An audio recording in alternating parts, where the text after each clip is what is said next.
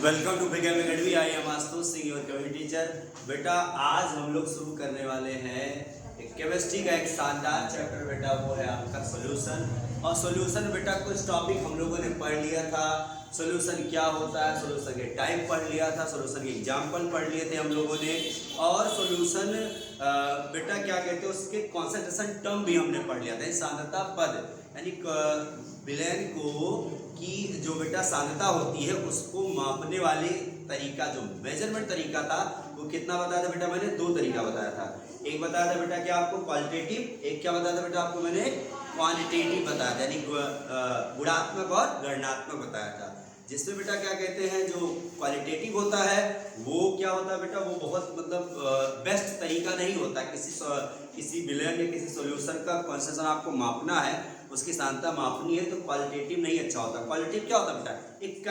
एक comparative value होती है, मतलब कौन कितना डाइल्यूट है, कौन कितना कॉन्सेंट्रेट है, किसमें कितना अमाउंट में सॉल्यूट पार्टिकल घुले हुए हैं, ये बताता था। यानी कौन कितना सांद्र है, कौन कितना तन है, इसके बारे में बताता था। कौन बेटा? आपका क्वालिटेटिव, गुणात्मक बताता। लेकिन जो क्वांटिटेटिव होता है बेटा, वो एग्जैक्ट कॉन्सेंट्रेशन बताता है आपका, कि किसी विलयन में सॉल्यूट के पार्टिकल कितने डिसॉल्व हैं, हाउ मेनी पार्टिकल्स या हाउ मेनी ग्राम्स या how many moles of solute is dissolve in specified solvent और सॉल्यूशन कह सकते हैं हम लोग बेटा।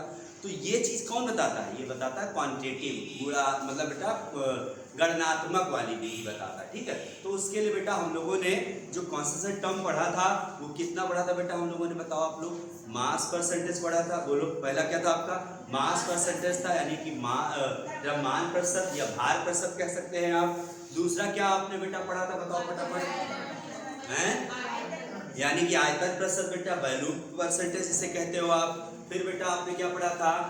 मास बाई वैल्यूम पढ़ा था, यानी कि द्रव्यमान या भार प्रति आयतन परसेंट पढ़ा था आपने।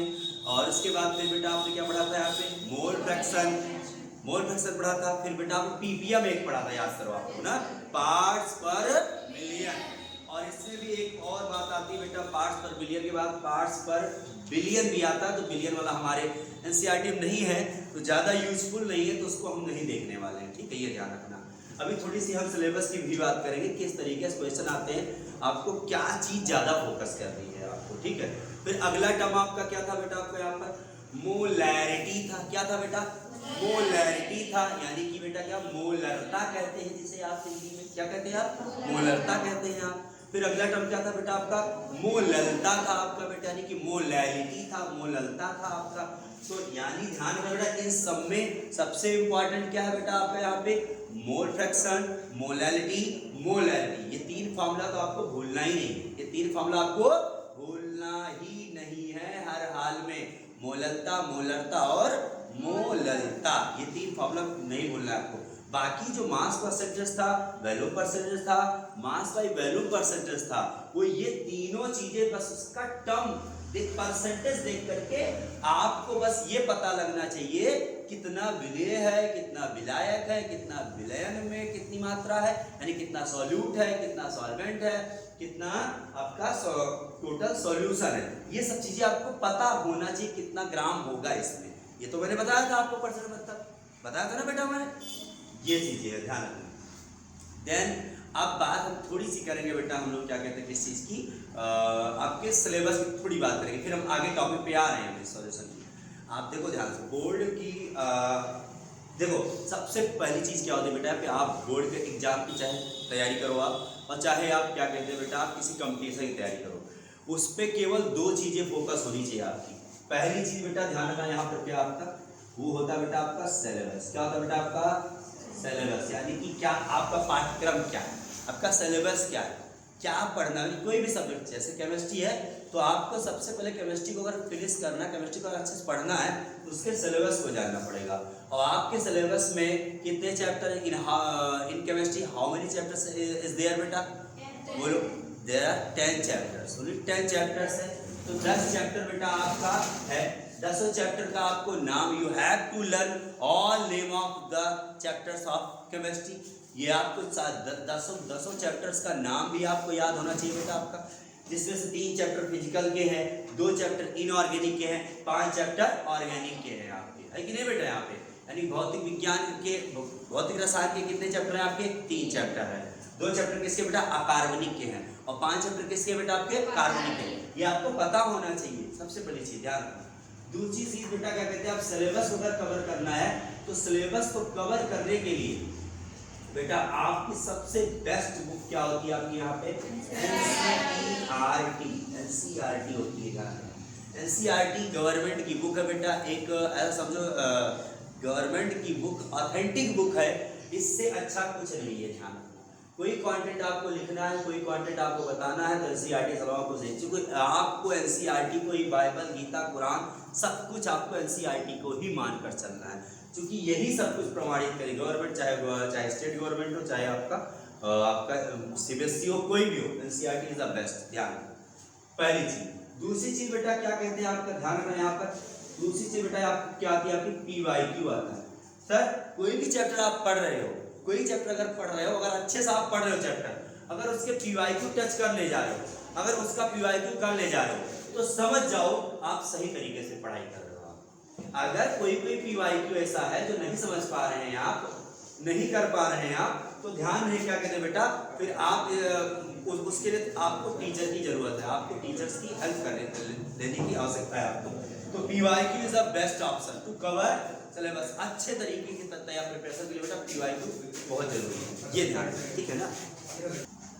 देन तो फर्स्टली बेटा आपको क्या करना है, you have to what should बेटा, ध्यान दें आप, सबसे पहले बेटा आप know your syllabus and from where you can cover this syllabus, तो by my lectures and NCERT सबसे बेस्ट बेटा। ध्यान, ठीक है, ये ध्यान रखना बेटा। कभी कभी क्या होता है ना, आपका सिलेबस क्या है बताओ, सिलेबस आपका ये है, ठीक, आपका सिलेबस ये है, और कभी कभी कोई क्वेश्चन क्या होता है, यहां से पूछ लिया, एक आध क्वेश्चन कभी यहां से पूछ लिया।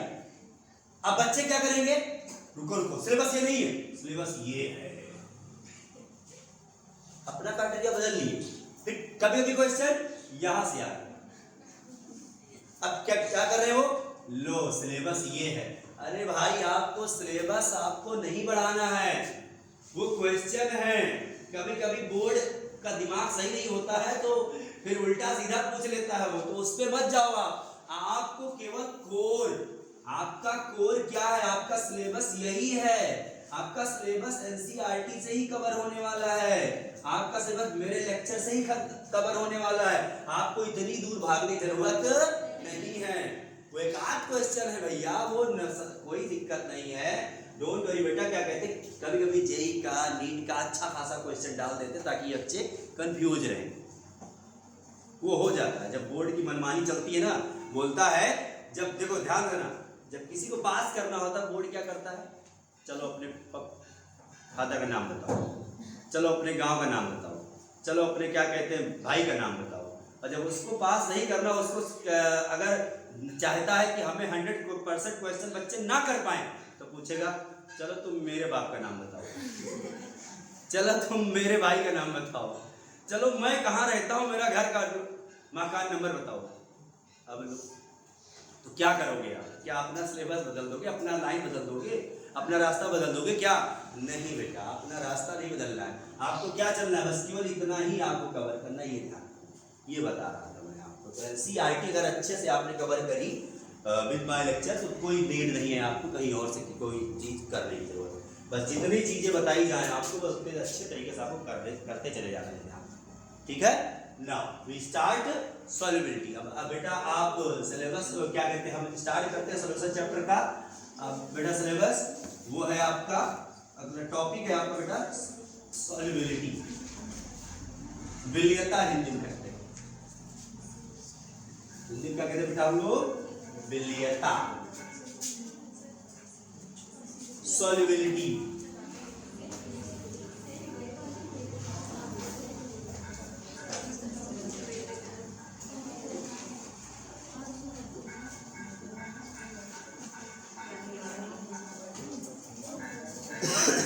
विलियता बेटा ये ध्यान, ये ध्यान, सॉल्युबिलिटी सॉल्युबिलिटी। तो सॉल्युबिलिटी की अगर बात करी जाए बेटा, ध्यान दो यहाँ पर, तो सॉल्युबिलिटी क्या होती है सर, किसी विलयन में बेटा कोई सॉल्यूट पार्टिकल जितना ज्यादा, जितना मैक्सिमम अमाउंट में वो डिजॉल्व होता है। कोई मान लो सॉल्यूशन है, ठीक, सॉल्यूशन मान लो चीनी पानी का सॉल्यूशन बनाया गया, ठीक है।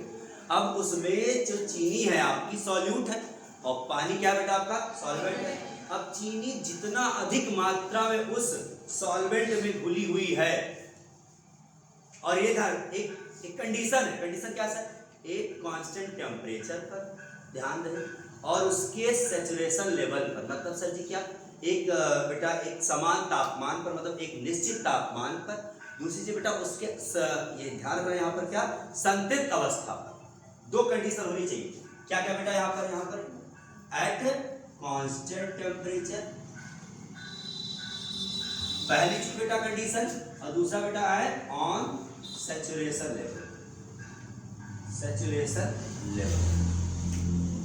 किसी सॉल्यूशन का सैचुरेशन लेवल होता है, संतृप्त अवस्था होती है, पता है नहीं पता सबको, संतृप्त विलयन बताया था मैंने लास्ट टाइम, बताया था आपको, सैचुरेटेड सॉल्यूशन, अनसैचुरेटेड सॉल्यूशन, याद करो।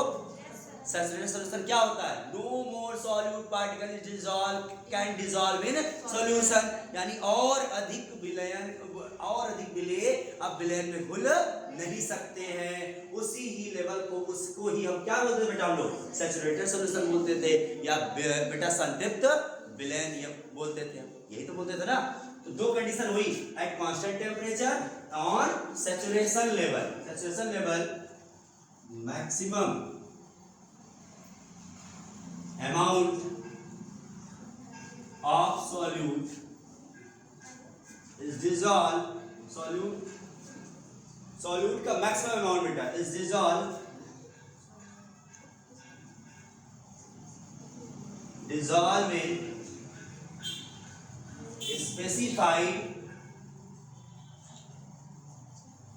specified solvent. This is called solubility of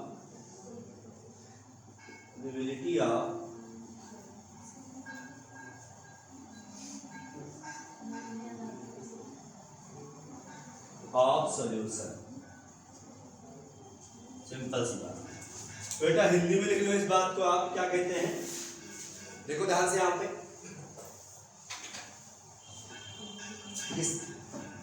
किसी विलयन की विलयता, किसी विलयन की विलयता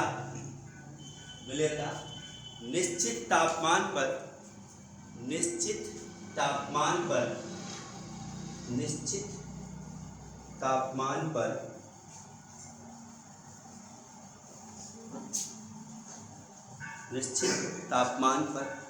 विलय की वह अधिकतम मात्रा होती है, विलय की वह अधिकतम मात्रा होती है जो किसी विशेष विलायक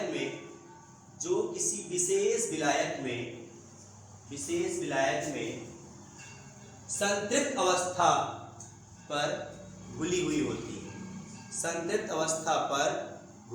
होती है,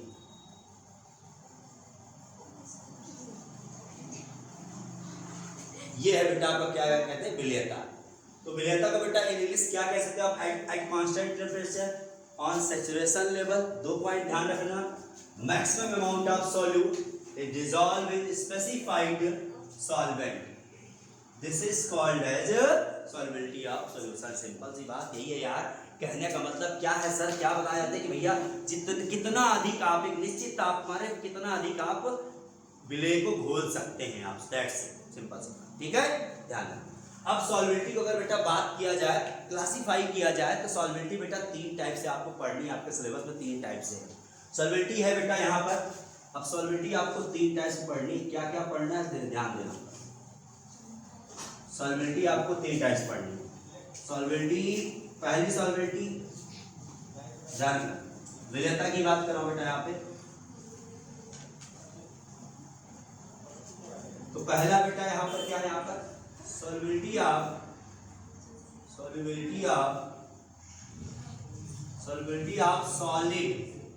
solid in liquid। यानी बेटा किसी द्रव में ठोस की विलयता, पहला क्या बेटा यहां पर है आपका द्रव में ठोस की विलयता, द्रव में ठोस की विलयता। दूसरा है बेटा आपका यहां पर solubility of gas in liquid। किसी द्रव में गैस की विलयता, लिख लो बेटा यहां पे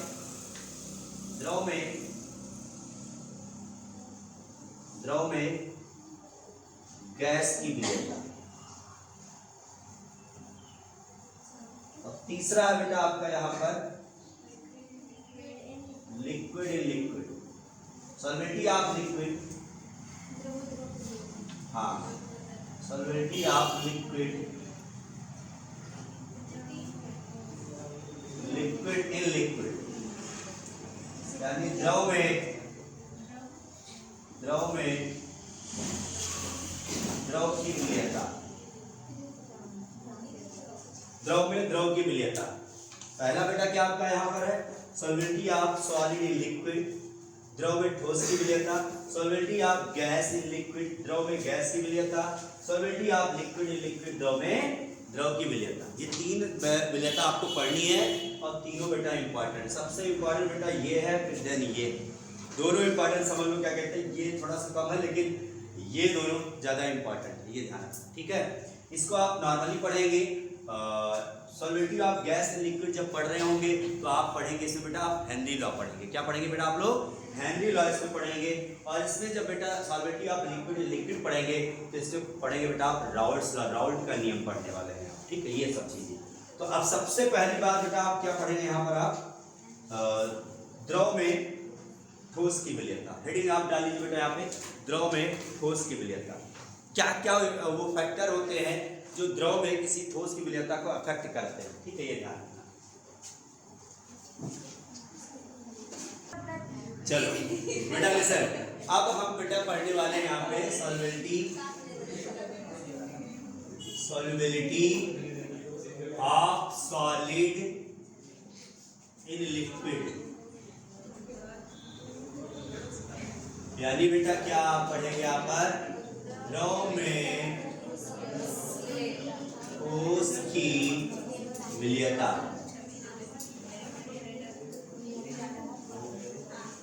लिसन, ध्यान देना बेटा यहाँ पर द्रव में ठोस की विलयता।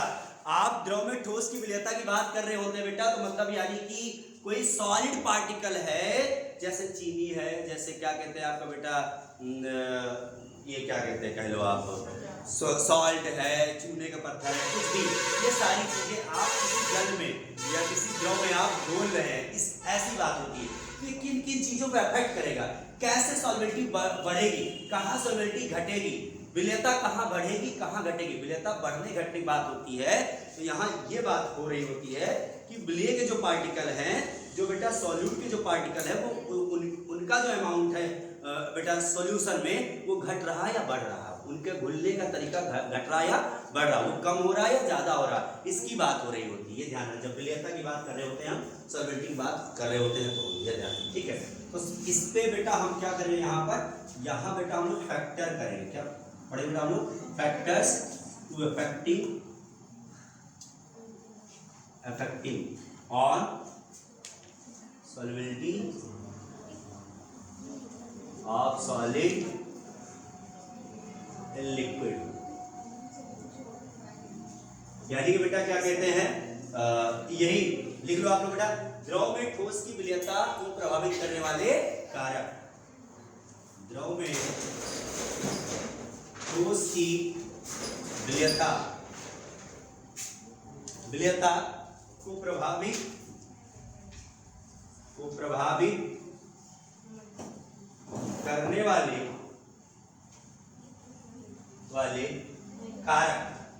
करने वाले कारक। तो नंबर एक नंबर 1 है बेटा यहाँ पर क्या है, यहाँ पर रहता है आपने नेचर ऑफ पार्टिकल्स।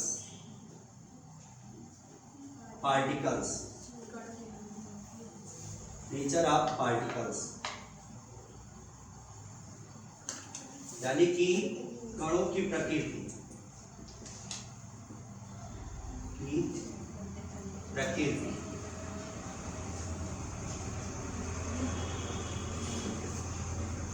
कौन से कण बेटा, वही सॉल्यूट और सॉल्वेंट के कण की बात कर रहे हैं। किसी बात को बेटा हम कर रहे हैं यहाँ पे विलेय व विलायक, विलेय तथा विलायक की बात कर रहा हूं।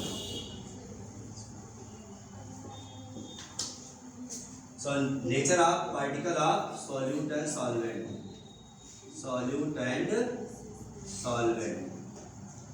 ये ध्यान। तो बहुत अच्छा फैक्टर है बेटा, ये ध्यान रहे यहाँ पर। अब समझने वाली बात यहाँ आ जाती है आपकी कि सर ये पार्टिकल के नेचर पे किस तरीके से इफेक्ट पड़ता है। तो आप एक लाइन आप बेटा एनसीईआरटी में आपको मिलेगी, यहाँ पर क्या है आपको बेटा कि लाइक डिसॉल्व लाइट। आपको हिंदी वाली एनसीईआरटी में इंग्लिश मिलेगा ये चीज, आपको समान समान को घोलता है, यानी एक समान एक समान है। 10th वाले में ही रहना चाहते हैं, 12th वाले में ही रहना चाहते हैं, सिंपल सी बात है। अगर दोनों मिक्स कर दो तो वो बात कर अलग बात हो जाएगी, हम आगे उसको बताएंगे आपको, लेकिन अभी यही यहाँ बात कर रहे हैं, ठीक है। ध्यान रखना बेटा, समान समान को घोलता है, सिंपल सी बात। तो समान समान को घोलता है, इसका मतलब क्या है बेटा, ये लाइन का मतलब अभी हम समझाएंगे। पहले हम बेटा नेचर ऑफ सॉल्यूट और सॉल्वेंट में चलते हैं। तो सॉल्यूट और सॉल्वेंट बेटा दो टाइप के होते हैं। कितने टाइप बेटा होते हैं? दो टाइप के। पहला बेटा होता है आपका पोलर सॉल्वेंट या पोलर पार्टिकल या पोलर सब्सटेंस, और दूसरा बेटा आपका होता है नॉन पोलर सब्सटेंस होता है। सर ये पोलर और नॉन पोलर का मतलब क्या है? क्योंकि यहाँ से ही कहानी शुरू होती है बेटा आपकी, ठीक है।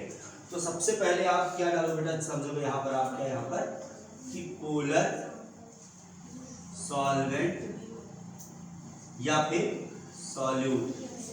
पोलर सॉल्वेंट या सॉल्यूट क्या होता है? पोलर सॉल्वेंट या सॉल्यूट यानी ध्रुवीय, इसे हिंदी में क्या कहते हैं बेटा हम लोग? ध्रुवीय विलायक या फिर विलेय।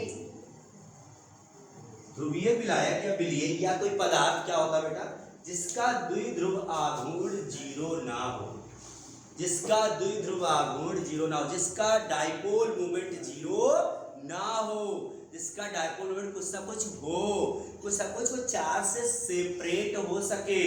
जैसे वाटर, आपका जल क्या होता है बताओ? पोलर सॉल्वेंट होता है, पोलर है क्योंकि सर उसमें चार्ज आता है, चार्ज सेपरेशन है, उसमें आवेश होता है बेटा। सर आवेश कैसे होता है? या तो बेटा केमिकल बॉन्डिंग में आपने पढ़ा होगा वहां पर कि जब कोई मॉलिक्यूल बनता है या कोई कंपाउंड बनता है, उसमें बेटा जो दो होते हैं, मान लो दो एटम से कोई मॉलिक्यूल बना है, ठीक है। उन दो एटम में जो इलेक्ट्रोनेगेटिविटी का जो डिफरेंस होता है, समझ लो बात हो ना।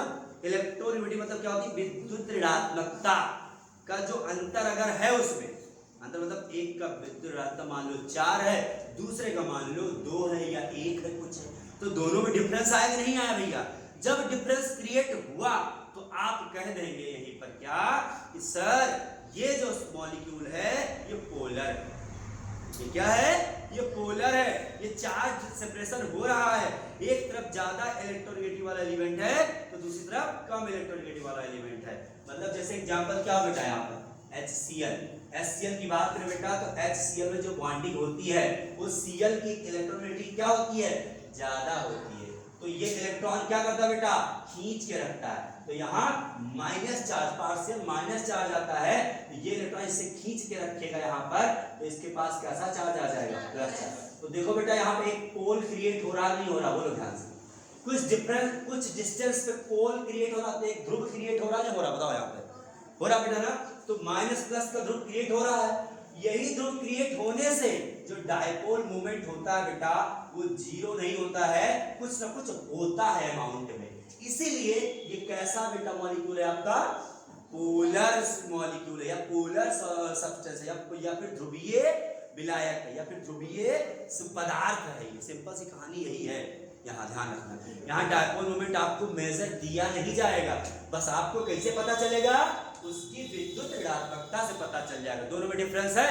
हाँ सर जी, दिक्कत क्या बात है। अब जैसे कोई बोले I2 लो, तो I2 बताओ या फिर H2 बताओ या फिर Cl2 बताओ, तो Cl2H2 में क्या Cl2 जो बना है बेटा, यहाँ पे ध्यान रखना, Cl के बीच बॉन्डिंग है, क्या इसमें इलेक्ट्रोनेगेटिविटी Cl की भी जितनी है उतनी दूसरे वाले Cl की भी तो है? बोलो भैया।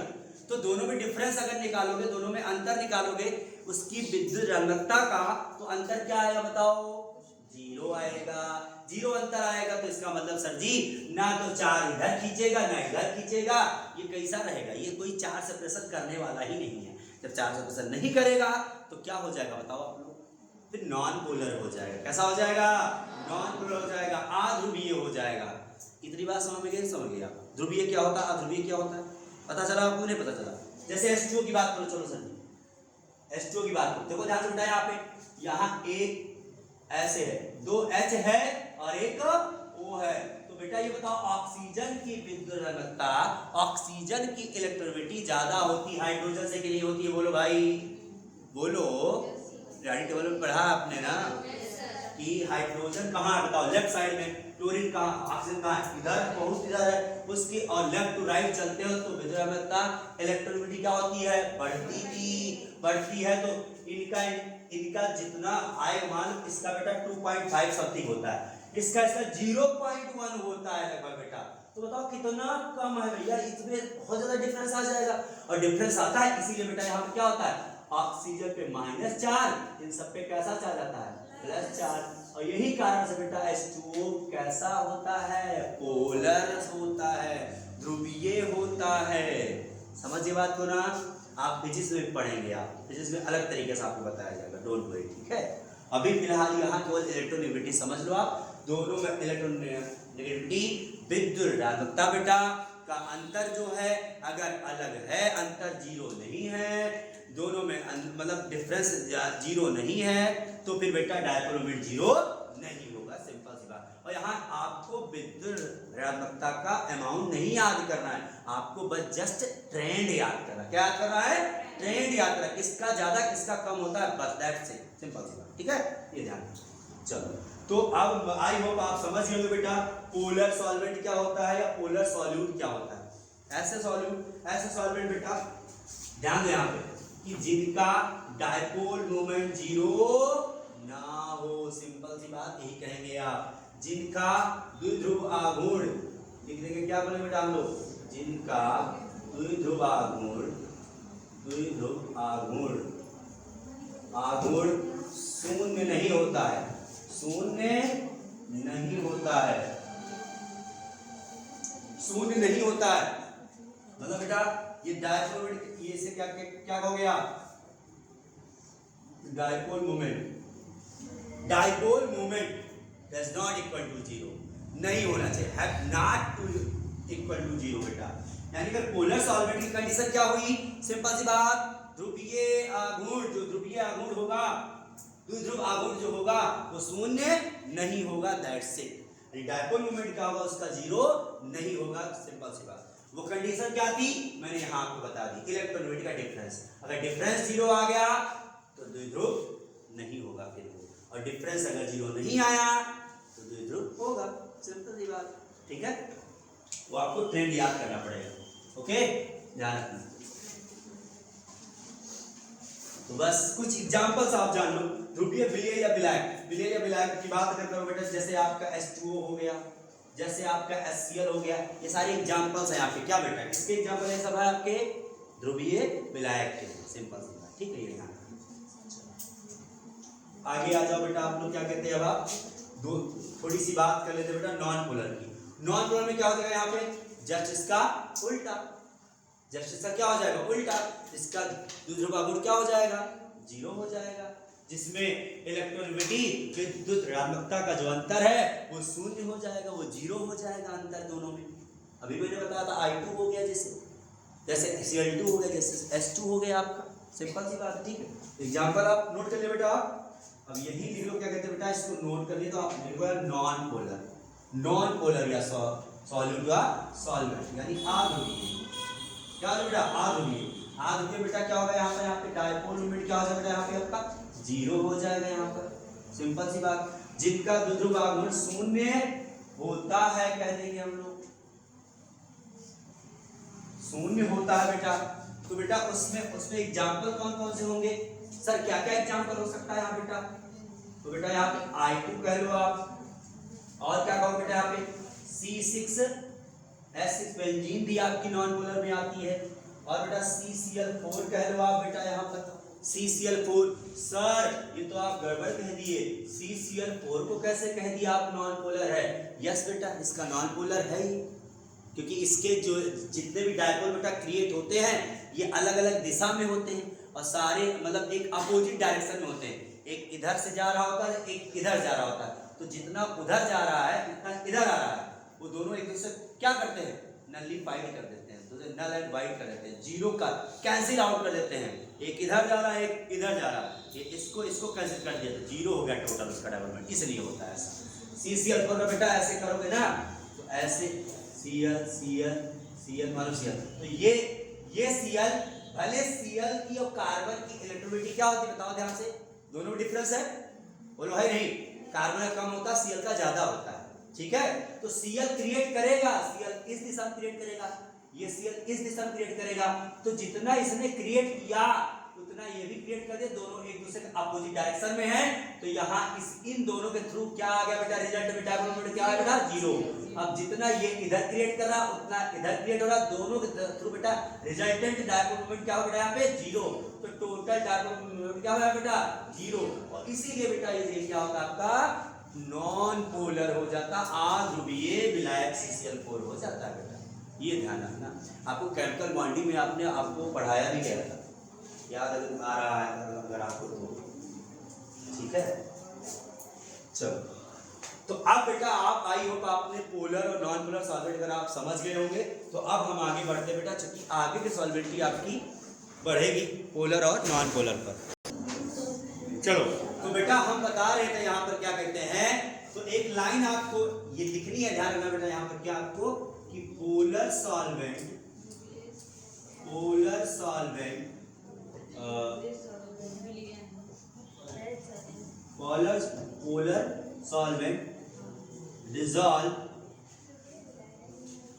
dissolve to only polar solute, यानी जो पोलर सॉल्वेंट होता है केवल पोलर सॉल्यूट को ही घोलता है, सिंपल सी बात ये कहानी है, ठीक है। ये ध्यान रखना, मतलब बेटा इसका कहानी क्या मतलब बेटा आपने ध्रुवीय विलेय को ही घोलेगा, ध्रुवीय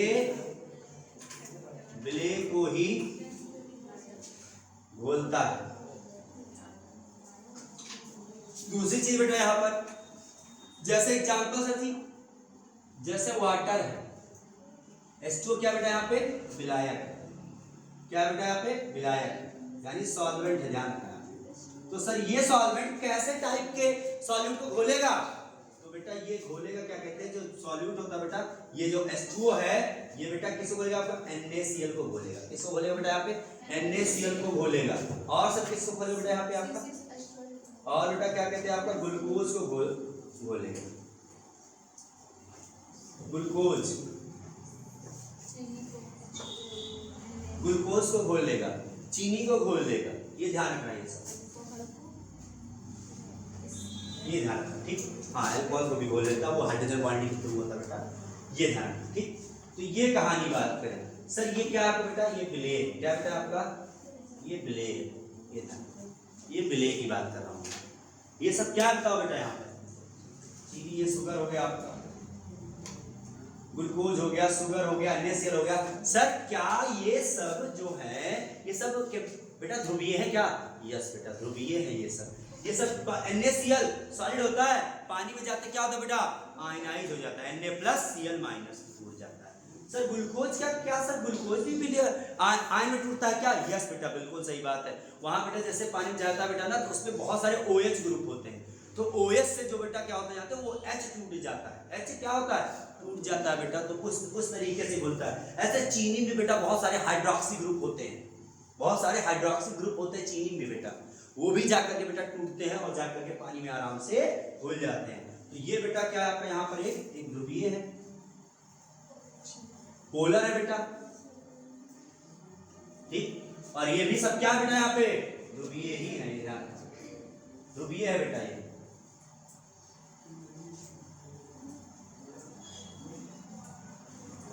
ध्रुवीय यानी बेटा क्या होगा आपका पोलर, ये पोलर होता है, ये ध्यान रखना, ठीक है।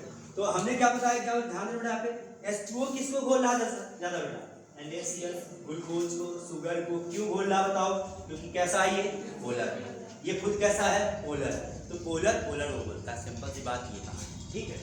ओके, अब दूसरी चीज बेटा यहाँ पे ध्यान रखना, अब क्या चाहे अगर हम लोग बेटा इस पानी में कि नॉन पोलर सब्सटेंस को घोल लिया जाए, क्या घुलेगा, बहुत जबरदस्ती करेंगे थोड़ा बहुत घुलेगा, लेकिन बहुत कम सोल्यूबल है, सिंपल सी बात ये था। लेकिन पहले हम बेटा आध्रुवीय बात कर लेते हैं। तो दूसरी बात बेटा आप कर लो यहाँ पर क्या, non polar solvent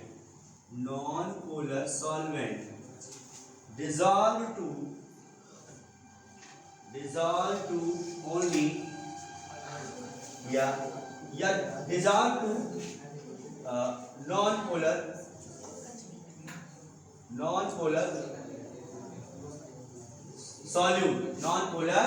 solute, simple बात ध्यान में बेटा, नॉन पोलर सॉलिड की बात कर रहा हूं यहाँ पर, मतलब बेटा यहाँ क्या हो जाएगा यहाँ पे आपका कि आध्रुवीय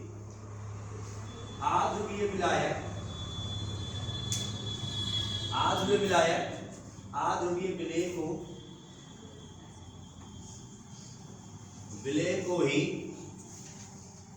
घोलता है, सिंपल सी बात, ठीक। जैसे एग्जांपल से ठीक, एग्जांपल बेटा रख लो आप बेंजीन है जब क्या है आपका बेटा यहाँ पर सॉल्वेंट है, टॉल्यूइन क्या है आपका सॉल्वेंट है। तो बेंजीन या टॉल्यूइन जो भी हो बेटा क्या कहते हैं ये जो होता है, ये जैसे बेटा एंथ्रासीन हो गया, नैप्थलीन हो गया, इन सबको ज्यादा घोल पाता है। अब एंथ्रासीन नैप्थलीन क्या बेटा आपका नॉन पोलर होता है, कैसा होता है बेटा ये नॉन पोलर होता है, मतलब बेटा क्या हुआ यहाँ पर आध्रुवीय होता है। तो बेंजीन की बात कर लो आप, तो बेंजीन बात कर लो, और ये क्या यहाँ बात बेटा टॉल्यूइन की बात कर लो आप, टॉल्यूइन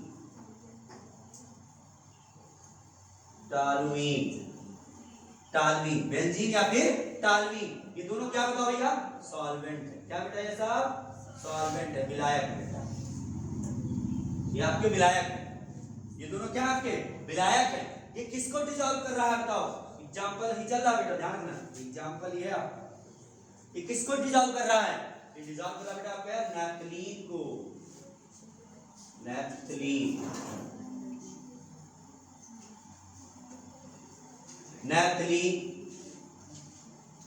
एंथ्रासीन,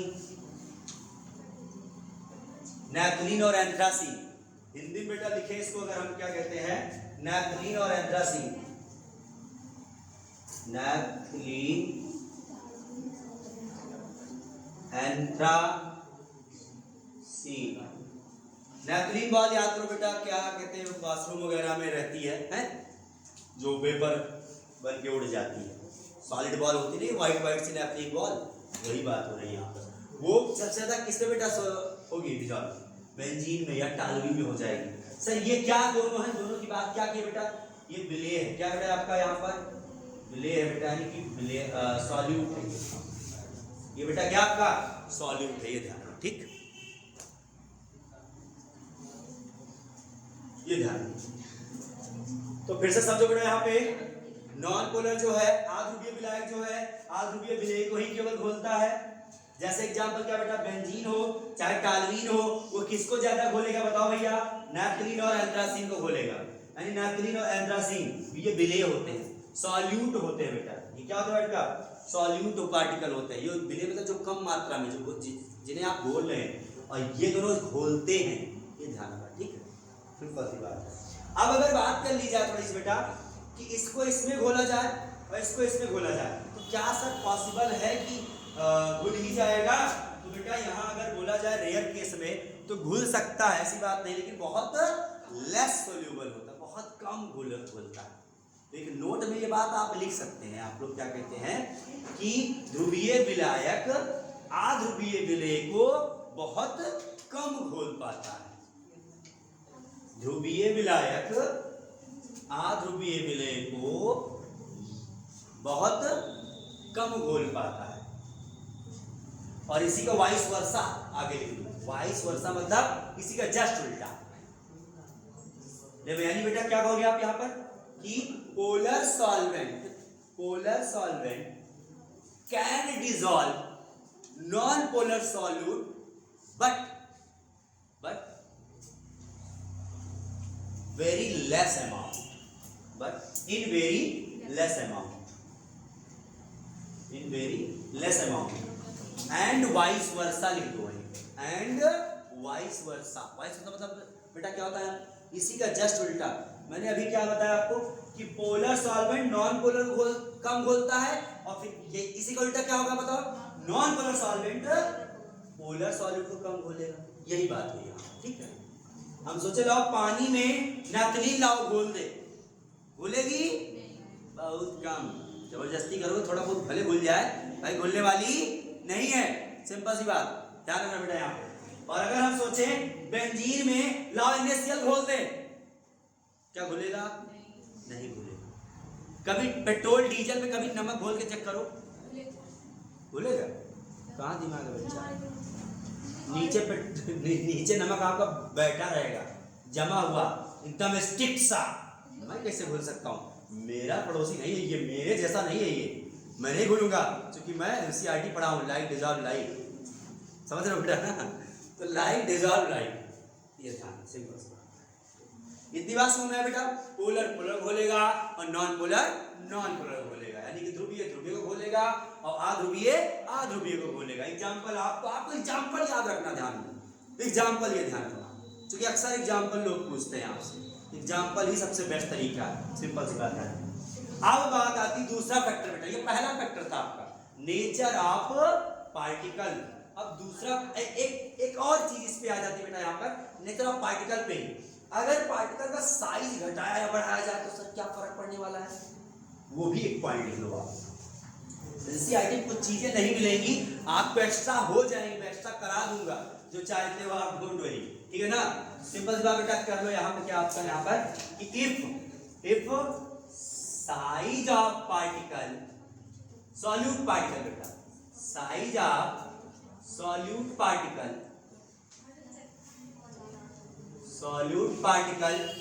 अगर इंक्रीज हो रहा, मतलब बेटा लिखो यहाँ पर विलेय के कणों का आकार, लिखो विलेय के कणों का आकार, विलेय के कणों का आकार बढ़ने से विलेयता कम हो जाती, विलेयता घट जाती।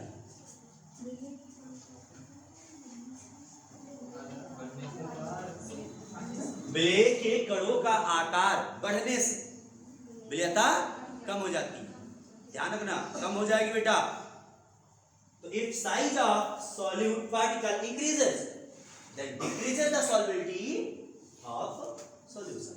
मतलब क्या हुआ बात सर, एक टर्म मान लो, ध्यान देना समझना बेटा यहाँ पर, मान लो गिवन टेम्परेचर, रूम टेम्परेचर पे आप चीनी को मान लो ऐसा समझो, क्या कहते हैं आप कि नमक घोल रहे हैं, ठीक, ओके, आप मार चिम्मच हिला रहे हैं, नमक घोल रहे हैं आप, ठीक, घुल गया। अब क्या हुआ, मम्मी ने कहा नहीं नहीं ये नहीं चलेगा बेटा, एक काम करो ना, टर्रा वाला नमक लेके आओ, बड़ा वाला ढक्का वाला नमक लेके आओ, उसको चलो डिजाल, उसको घोल के दिखाओ हमें। अब लगे घुल भैया हिलाने, चिम्मच मार लगे पड़े हैं, घुल ही नहीं रहा। क्यों नहीं घुला बताओ, साइज बड़ा है।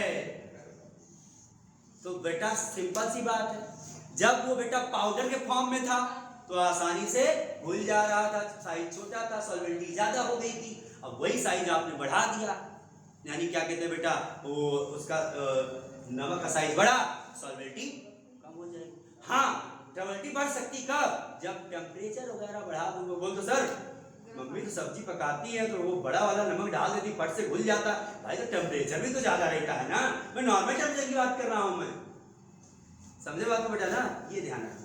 और इसीलिए ये भी ध्यान रखो बेटा, कभी भी बेटा गिवन टेम्परेचर पे आपको खाने में, फूड में अलग से नमक लेके नहीं खाना चाहिए, क्योंकि नमक सही तरीके से डिसॉल्व नहीं हो पाता है खाने में, और वही बेटा पार्टिकल रह जाते हैं और वो फिर आपके पेट में अच्छे से गल नहीं पाते हैं, वो फिर आगे चल के प्रॉब्लम करता है।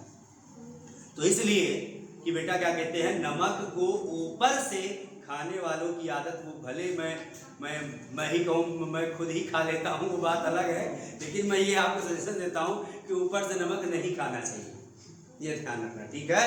वो घुलता नहीं है, आप अंदर टेम्परेचर नहीं बढ़ा रहे हो, ठीक है ना, ये ध्यान रखना। चलो, तो अब बेटा हम बात करेंगे यहाँ पर क्या कहते हैं बेटा, दूसरा फैक्टर आपका है टेम्परेचर, तापमान है, ध्यान, ठीक है। अब दूसरा फैक्टर बेटा जो है इसका क्या है, तापमान।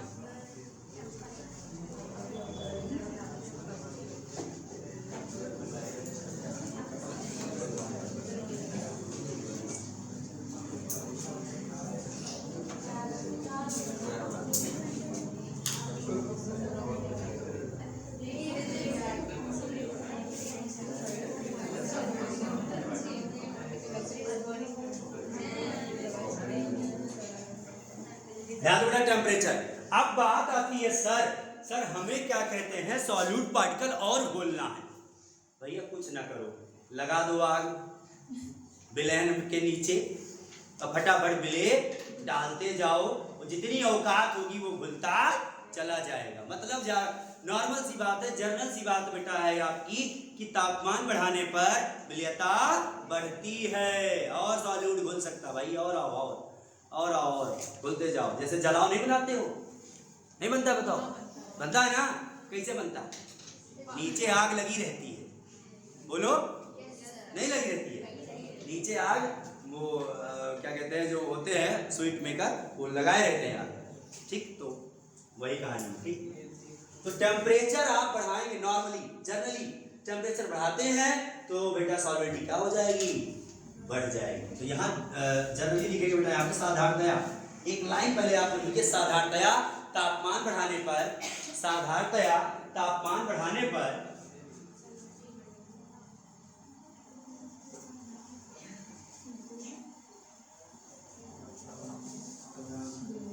तापमान बढ़ाने पर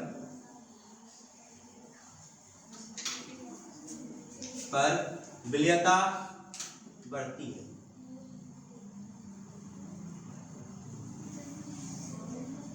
यानी बेटा generally temperature increases then solvency also increases. Arrow ऊपर लगा दे, समझ जाया करो इंक्रीज कर रहा है, नीचे लगा रहे मतलब डिक्रीज कर रहा है, ठीक है, ये ध्यान, जनरली ये बात हो गई ना। अब ध्यान दो यहाँ पर, अब बात हम करेंगे सर जनरल कंडीशन नहीं, अब स्पेशल कंडीशन की बात करेंगे हम लोग बेटा। तो कंडीशन ये है, पहली कंडीशन ये है बेटा, इसमें क्या कहते हैं, फॉर एंडोथर्मिक प्रोसेस, यानी बेटा यहाँ पे उष्मा शोषी प्रक्रिया के लिए। सर व्हाट इज द उष्मा शोषी प्रक्रिया, what is the endothermic process? तो endothermic process in which process energy और हीट इज एब्जॉर्ब। जो प्रोसेस कंप्लीट होने के लिए, जो रिएक्शन कंप्लीट होने के लिए उष्मा या हीट की एब्जॉर्प्शन होती है, उसको उष्मा लेने की आवश्यकता होती है उस प्रोसेस को कंप्लीट करने के लिए, उसी को हम क्या कहते हैं बेटा, हम लोग उष्मा शोषी प्रक्रिया, उष्मा शोषी अपक्रिया कहते हैं उसी चीज को। सिंपल सी बात है, ठीक है बेटा ना। मतलब वही बात हुई, वो काम, कुछ व्यक्ति क्या होते हैं निठल्ले पड़े, उनको काम वाम नहीं करना, उनको जो कह रहे हैं वो नहीं सुनना है, उनको क्या कहते हैं, जब तक हीट नहीं मिलेगी पीछे से तब तक वो काम करने के लिए प्रेरित नहीं होने वाले हैं।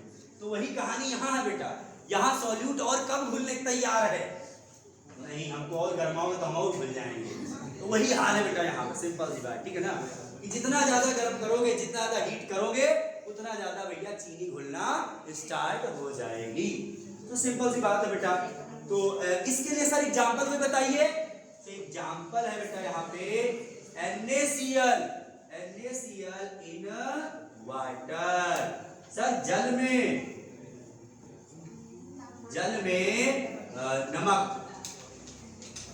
जल में नमक, जल में लवण कह दो, जल में क्या कहते हैं बेटा, आप क्या कहते हैं, सॉल्ट कह दो, आप कुछ भी कहो, ठीक है, ये ध्यान रखो। तो सॉल्ट इन वाटर, अगर सॉल्ट क्या है आपको पता यहाँ पर सॉलिड है, सॉल्यूट है, तो वाटर क्या आपका सॉल्वेंट है, विलायक है। अब जल में नमक कब घुलेगा, ज्यादा कब घुलेगा, जब आप बेटा तापमान, जब तापमान बढ़ा देंगे तो विलयता क्या हो जाएगी बेटा,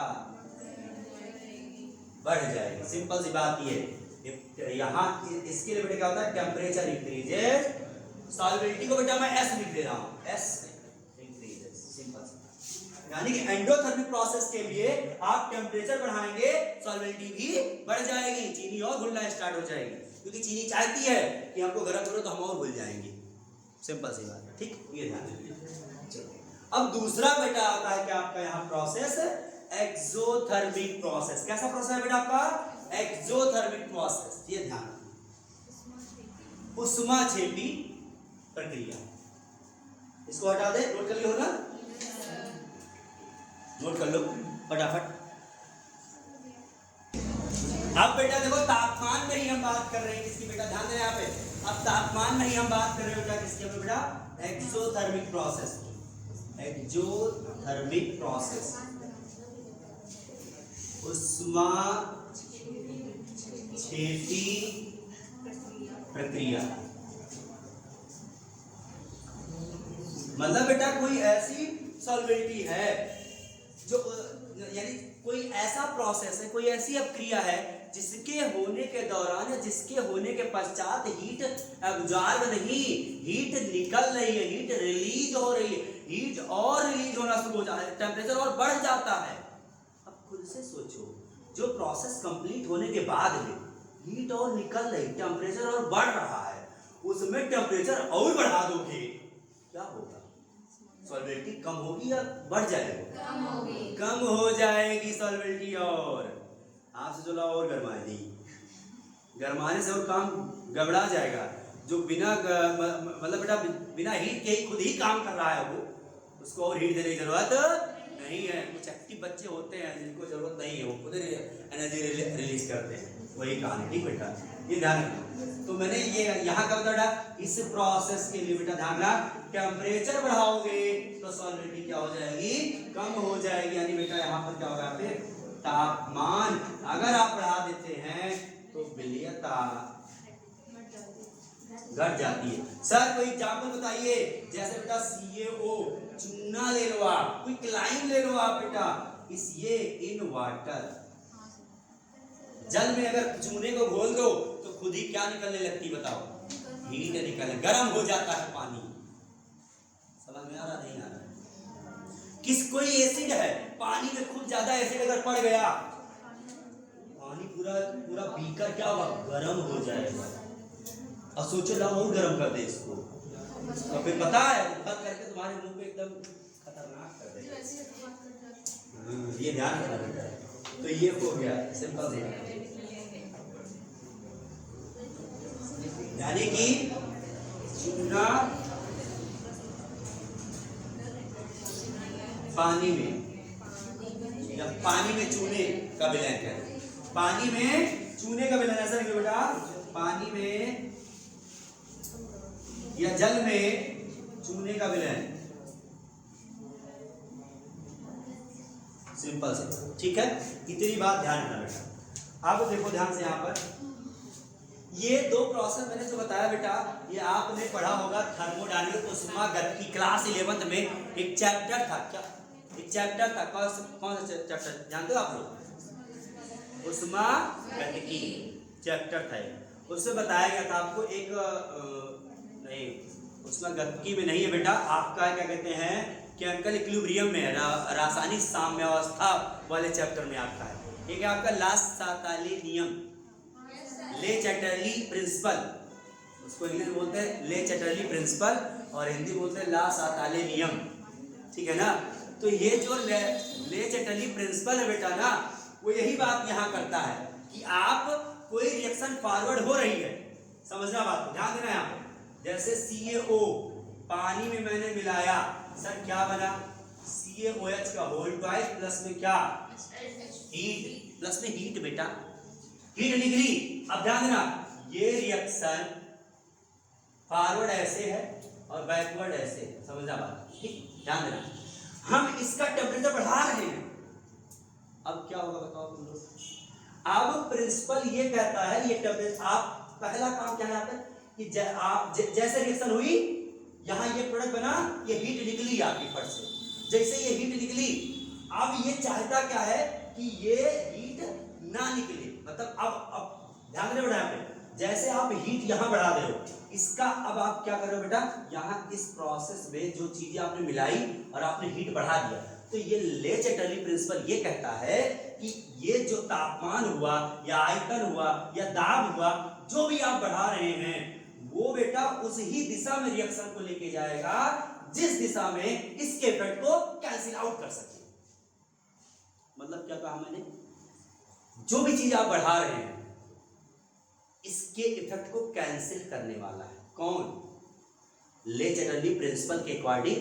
ये अब सोचो, ध्यान देना, टेम्परेचर आप बढ़ा रहे हो ना, तो बढ़ा रहे हो प्रिंसिपल, ये बेटा बढ़ा रहे हो तो क्या सोच रहे हो आप कि ये प्रोडक्ट बन जाए, लेकिन ये क्या करें जानते हो, टेम्परेचर बढ़ाने से बेटा ये इफेक्ट इधर रही, रिएक्शन इधर रही, क्या होगी, बैकवर्ड हो जाएगी, ये जितना बनेगा उतना टूट करके ये हो जाएगा, सिंपल सी बात, ये बनना ही नहीं चाहेगा यहाँ पे। मतलब आपने जो तापमान जिस तरह बढ़ाया इसके प्रभाव को खत्म करने के लिए ये रिएक्शन इधर ही, आप चार आगे बढ़े, ये कह रहे ना ना ना हम पीछे आएंगे, सिंपल सी बात। तो ले चैटरली प्रिंसिपल यही है कि आयतन बढ़ाओ तो जहां उसका प्रभाव खत्म हो जाए वही की तरफ चलता है। अब टेम्परेचर का प्रभाव इधर खत्म होगा, इधर ही तो खत्म होगा, क्योंकि इधर बढ़ा रहे हो आप, आगे जाएगा ही नहीं, ये चीज है वो बेटा, चीजें हैं तो यहाँ अप्लाई होती क्या बेटा, यहाँ पर ये, ठीक।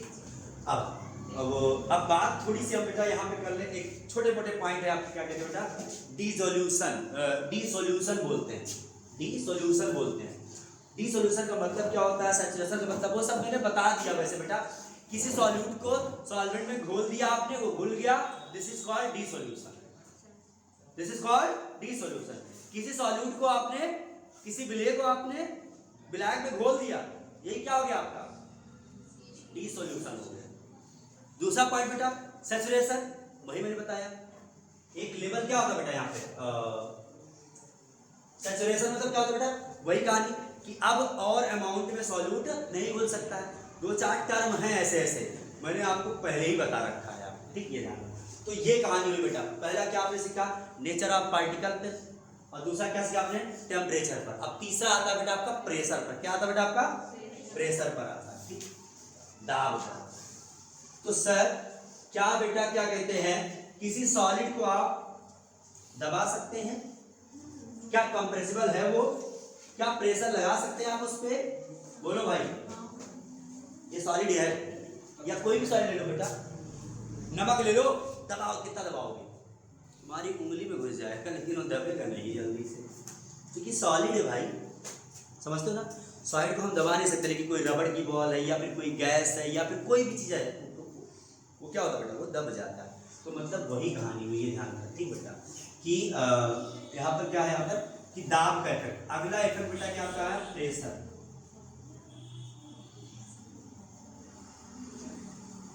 प्रेशर, दाब। तो सिंपल सी बात बेटा यहाँ पर ध्यान रखना, यहाँ पे दाब चाहे बढ़ाओ सर जी, या फिर दाब चाहे घटाओ, बढ़ाओ चाहे घटाओ, कोई इफेक्ट नहीं पड़ता। सॉल्वेबिलिटी रिमेन सेम,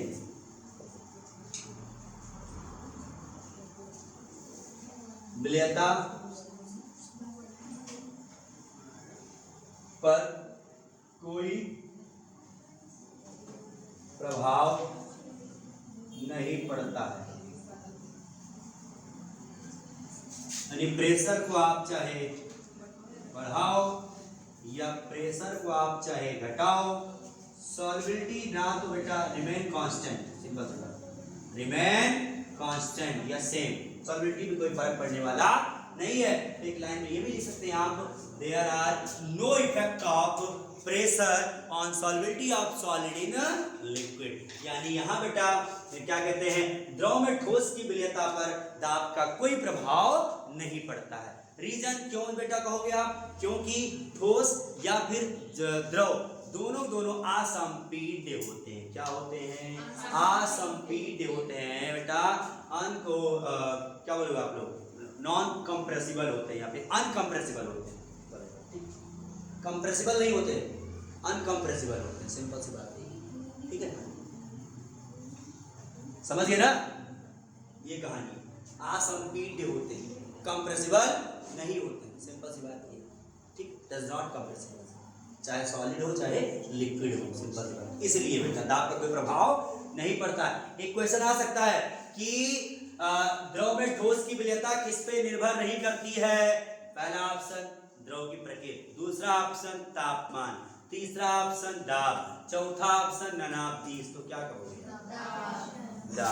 दाब पे निर्भर नहीं करती है, समझ बात है ना। ओके, अब बेटा हम अगली सॉल्युबिलिटी पढ़ते हैं बेटा, solubility of gas in liquid. बहुत इंपॉर्टेंट बेटा ये टॉपिक है आपका।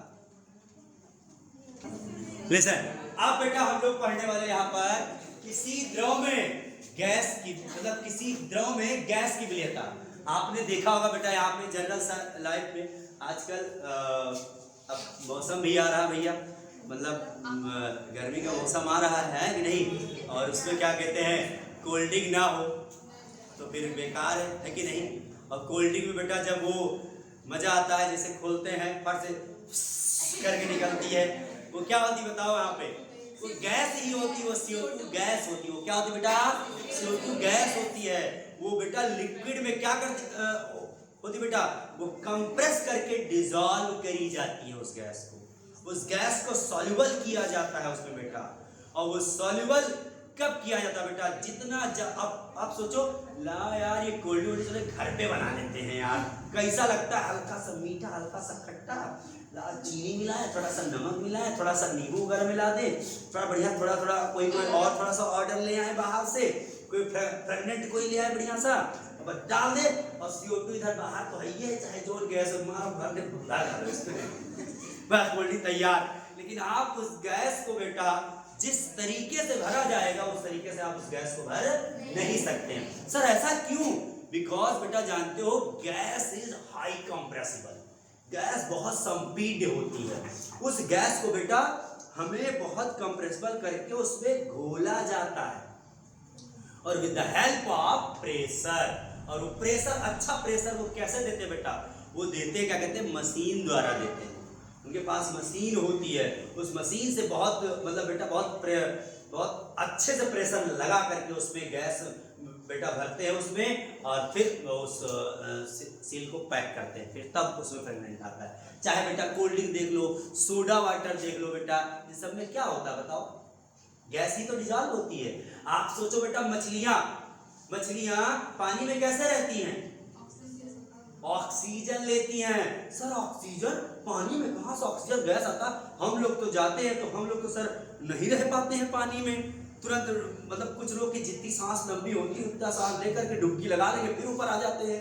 ये कैसे पॉसिबल हो गया, होता है बेटा वहां क्या कहते हैं, आपके लिए वो ऑक्सीजन गैस बहुत कम होती है, लेकिन मछलियों के लिए डूबते हुए का तिनका ही सहारा है। उनके लिए बेटा छान के इतना मतलब थोड़ा सा भी अगर गैस वो है ऑक्सीजन तो उसको वो सक कर लेती है, ये ध्यान रखना, उसको बेटा वो ले लेती है, सिंपल सी बात है, ठीक है, ये ध्यान रखना।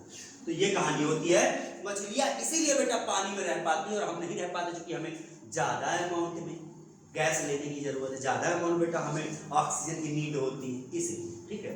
तो ये सारे फैक्टर है, सोचो बेटा नदियों में पानी में सब गैस वगैरह डिसॉल्व होती है, तो इस तरीके से। तो अब अगर नॉर्मली अगर बात करी जाए बेटा, समझो बात को, यहाँ पर नॉर्मली अगर बेटा बात करा जाए यहाँ पर, मान लो ये जल है, क्या बेटा ये जल है, मान लो ये कोई द्रव है, ये लिक्विड है द्रव, और इसमें बेटा क्या किया गया, एक फ्रिक्शनलेस मान लो, एक फ्रिक्शनलेस और वेटलेस, एक भारहीन और बेटा क्या कहते हैं आपका ये फ्रिक्शन मतलब क्या होता है? वही, अरे भाई फ्रिक्शन फोर्स से समझते हो क्या होता बताओ? घर्षण ना। तो घर्षणहीन और भारहीन, वेटलेस और फ्रिक्शनलेस, जो ये पिस्टन होता है बेटा, इसे क्या कहते हैं आप लोग? पिस्टन।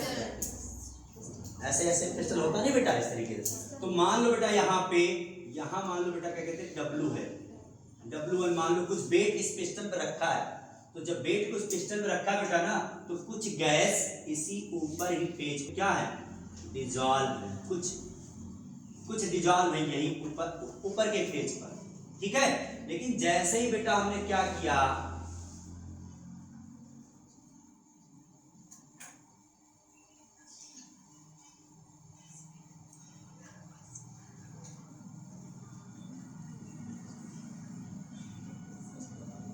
थोड़ा सा मैंने बेटा W1 तो 4 और बढ़ा दिया बेटा, 4 बेट, ऐसा समझो एक ईंट यहां रखा था, यहां मैंने 4 ईंट रख दिया, मतलब वेट इसका बढ़ा दिया मैंने।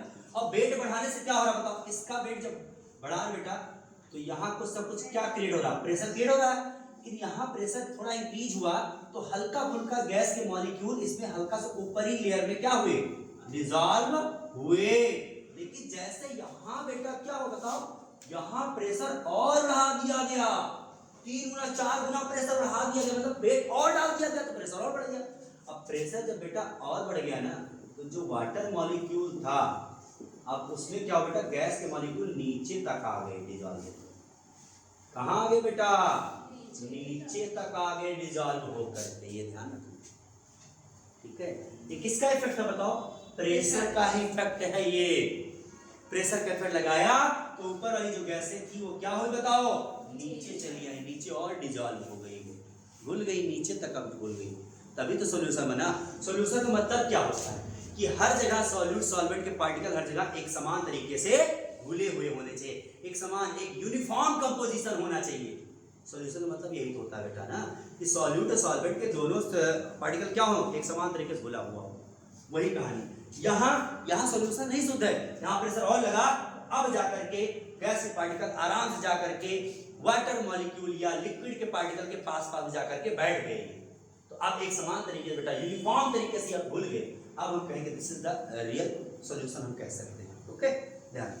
तो सर इसमें क्या इफेक्ट पड़ रहा है? डायरेक्टली क्या बात हो रही बेटा यहाँ पर?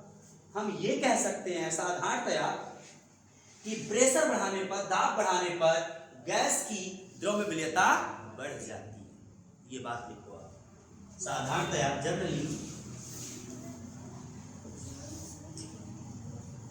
जनरली प्रेशर बढ़ाने पर solubility of gas in liquid बढ़ जाती है। यानी बेटा साधारणतया दाब बढ़ाते हैं तो द्रव में गैस की विलेयता क्या होगी बेटा? यहाँ पे बढ़ जाती। सिंपल सी बात ये, जितना ज्यादा प्रेशर लगाओगे उतना ज्यादा CO2 या कोई भी गैस उसमें डिसॉल्व होने वाली है। चलो सर, इसको तो स्टेटमेंट देने के लिए बात कर गई जाए बेटा, 2 साइंटिस्ट थे, एक आपके डाल्टन साहब थे, एक आपके हेनरी साहब थे। तो डाल्टन साहब ने भी यही बताया था कि solubility of gas in liquid is a function of pressure,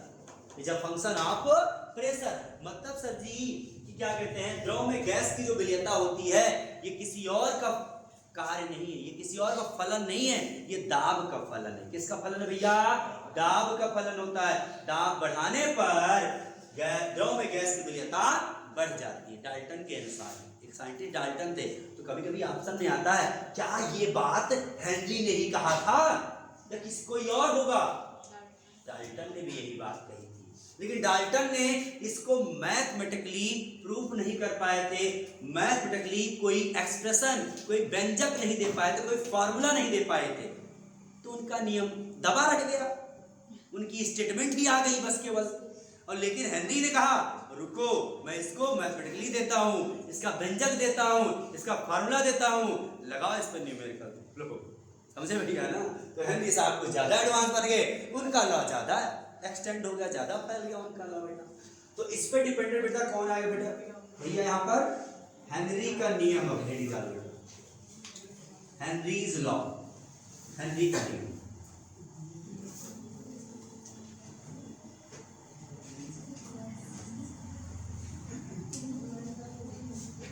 Henry का नियम बड़ा इंपॉर्टेंट नियम है बेटा, यहां पर ध्यान रखना। यहां पर हेनरी का नियम बहुत इंपॉर्टेंट बेटा, कुछ ना कुछ इससे, इस रिलेटेड टॉपिक से कुछ ना कुछ एमसीक्यू में चाहे जहां से भी क्वेश्चन, एक क्वेश्चन पक्का बन जाता है, ये ध्यान रखना, ठीक है, ये ध्यान रखना। तो हेनरी का नियम क्या कहता है वही बताना है आपको बेटा, सिंपल सी बात वही है, स्टेटमेंट वही। तो यहाँ ये बता देता है बेटा, आगे क्या कहते हैं कि according to Henry law, according to Henry's law, solubility of gas in liquid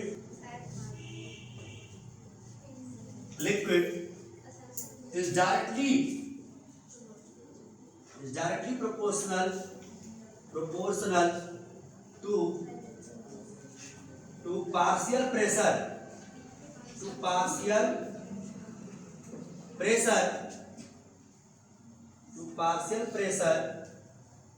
of gas which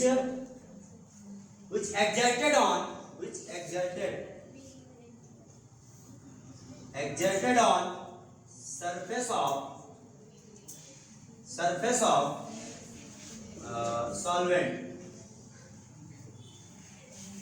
तो बेटा हिंदी में लिखो एक बार इसको, हेनरी के नियम के अनुसार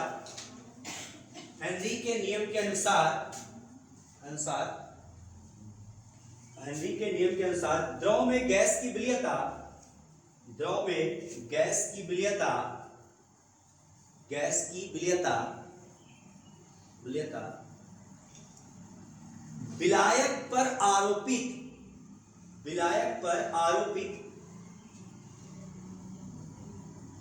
विलायक पर आरोपित गैस के आंशिक दाब के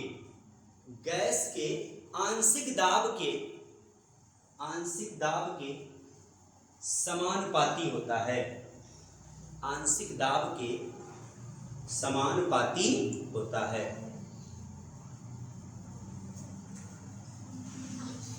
मतलब कहानी समझ लो बेटा यहाँ पर कि आप चाह रहे हैं कि गैस और घुल जाए, सॉलिबिलिटी गैस की और आ जाए बेटा, तो ये किस पे डिपेंड हो रही है यहाँ पर, इस गैस पे जितना प्रेशर आप, मतलब ये क्या बता रहे हैं, ये है आपका द्रव का सतह है, द्रव का सरफेस है, ये सॉल्वेंट का सरफेस है, इस सरफेस पे जितना गैस का प्रेशर होगा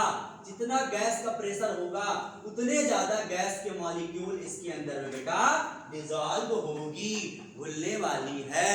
सिंपल सी बात यही है। द्रव के ऊपर कौन दाब लगा रहा, बोलो, गैस खुद दाब लगा रही है। तो गैस का आंशिक दाब जितना ज्यादा होगा उतने ही ज्यादा गैस इसमें घुलने वाली है, यही बात बताते हैं हेनरी साहब, सिंपल बात। अब इसको बेटा एक लाइन और आपको लिखनी है, क्या कहते हैं, मैथमेटिकली कैसे करेंगे आप लोग इसको बेटा, इसको देखो,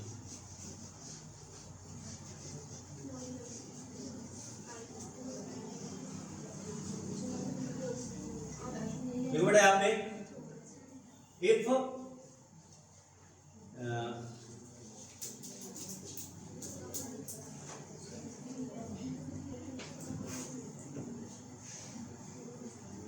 फिर ऐसा लिख लो,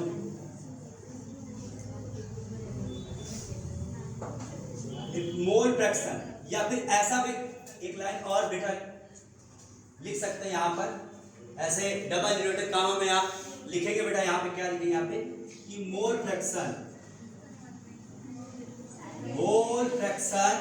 of gas, mole fraction of gas क्या बेटा यहाँ पे, यहाँ सॉल्वेंटी ऑफ गैस ही है वो क्या बेटा यहाँ पे, मोल फ्रैक्शन ऑफ गैस क्या बेटा आपका यहाँ सॉल्वेंटी ऑफ गैस ही है, सॉल्युबिलिटी ऑफ गैस ही है, मोल फ्रैक्शन ऑफ गैस इसको कहेंगे काई, क्या कहेंगे बेटा हम लोग, chi is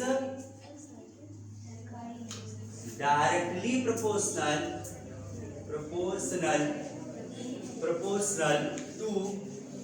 to partial pressure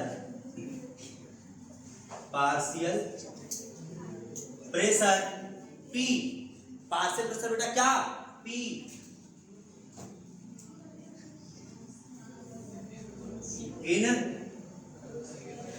in solubility of gas in liquid and vice versa भी बेटा, and vice versa का मतलब क्या होता है बेटा यहाँ पे कि जैसे मोल फ्रैक्शन पार्शियल प्रेशर के डायरेक्टली प्रोपोर्शनल है, वैसे पार्शियल प्रेशर मोल फ्रैक्शन के डायरेक्टली प्रोपोर्शनल है। तो मेरी बात था, तो हिंदी में भी बेटा आप लोग देख लो इसको क्या कहते हैं कि गैस का आंशिक दाब P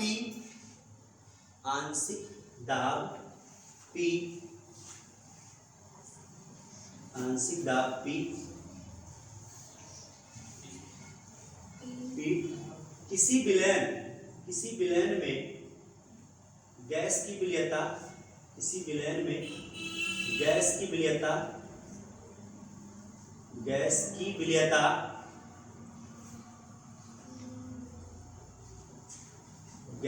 की विलयता मोल प्रभाज में काई लिख लो आगे, मोल प्रभाज में और मोल प्रभाज में वाली लाइन क्या करोगे आप, ब्रैकेट में कर दो आप, काई ब्रैकेट से बाहर कर दो आप, काई बोले तो ये भाई काई के समानुपाती होता है, सिंपल सी बात। अब मान लो बेटा देखो ध्यान से, यहाँ इसी का उल्टा भी हम कह सकते हैं, क्या बोलते बेटा यहाँ पे कि partial pressure of gas is directly proportional to mole fraction. इसका मतलब क्या बताओ भाई, तो यही होता बेटा यहाँ पे कि partial pressure of gas is directly proportional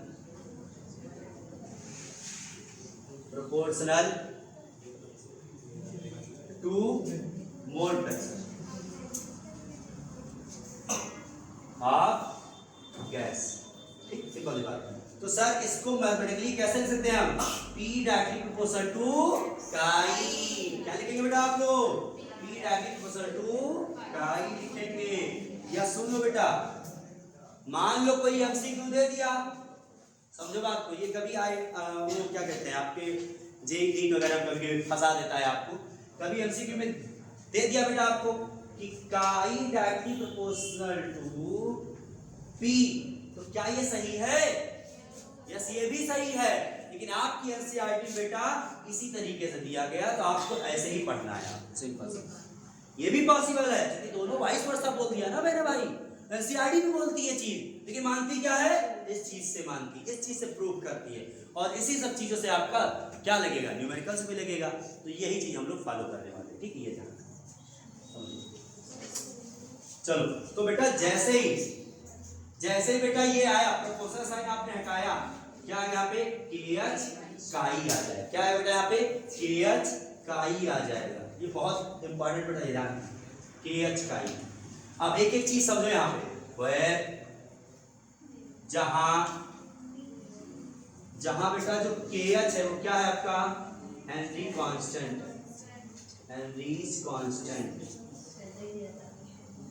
Henry नियतांक,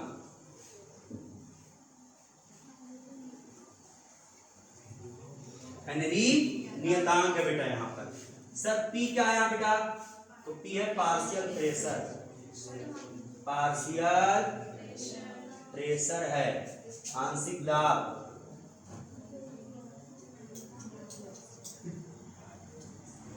आंशिक दाब किसका? गैस का, द्रव का नहीं, गैस का। और काई क्या होता बेटा यहाँ पे? मोल फ्रैक्शन, मोल प्रभाज या मोल अंश कहते हो आप, मोल फ्रैक्शन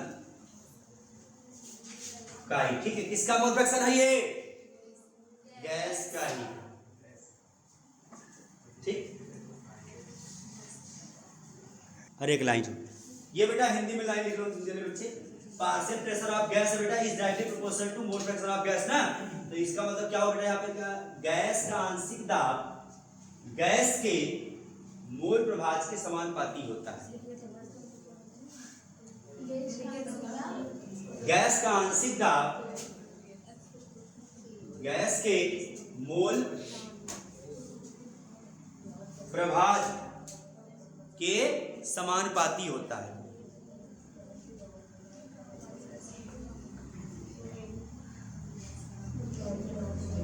ठीक, सिंपल सी बात, ध्यान रखना बेटा यहाँ। ओके, अब सुनो यहाँ पर ध्यान से।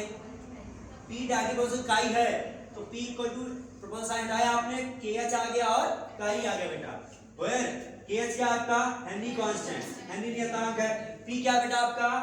पार्शियल प्रेशर, आंशिक दाब है गैस का बेटा। और काई क्या है बेटा आपका? मोल प्रभाज है। मोल प्रभाज किसका मोल फ्रैक्शन बेटा? गैस का। ओके, अब ये फॉर्मूला दिमाग रखना है आपको, ठीक है, ये ध्यान रखना। अब हम समझेंगे थोड़ा सा बेटा KH के बारे में, थोड़ा जानेंगे हम लोग क्या क्या चीजें चल रही KH की कहानी। ठीक है, चलो तो KH की कहानी हम समझते हैं बेटा।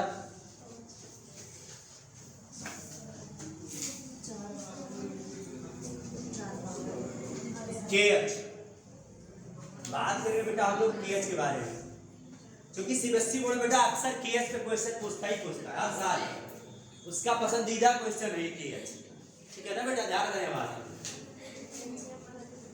KH की कहानी कहता है, KH में कुछ ना कुछ टिप्पणी करो, KH क्या है, KH किस तरीके से है, बहुत सारी कहानी पूछता है KH है। KH हेनरी नियतांक है। ठीक है, पहली बात क्या बताओगे आप? KH क्या है? हेनरी नियतांक है। दूसरी बात बेटा क्या कहोगे आप यहाँ पे? हर एक सॉल्वेंट का KH क्या होता है? अलग अलग होता है। यानी सॉल्वेंट का, यानी हर एक सॉल्वेंट है बेटा, हर एक सॉल्यूट, हर एक गैस के लिए क्या होता है बेटा? हर एक गैस के लिए। तो ये क्या लिखो बेटा यहाँ पे? It is contain different value for different gases in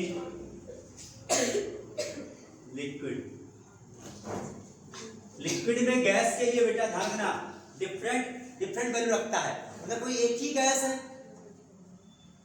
solvent भी एक है बेटा, केवल सॉल्वेंट आप चेंज करो, गैस एक ही मान लो, तो क्या होगा यहाँ पे?